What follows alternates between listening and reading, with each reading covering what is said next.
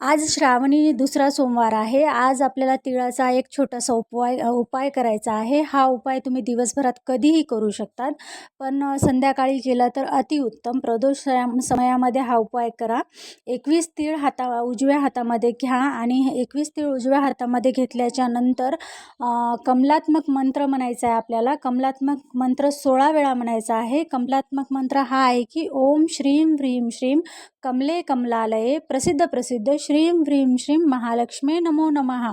या मंत्राचा 16 वेळा उच्चारण केल्याच्या नंतर आपण जे तीळ हातामध्ये घेतले होते 21 दाणे तिळाचे, ते आपल्याला भगवान शंकराच्या पिंडीवर अर्पण करायचे आहे आणि भगवान शंकराला माता महालक्ष्मीची कृपा होण्यासाठी प्रार्थना करायची आहे.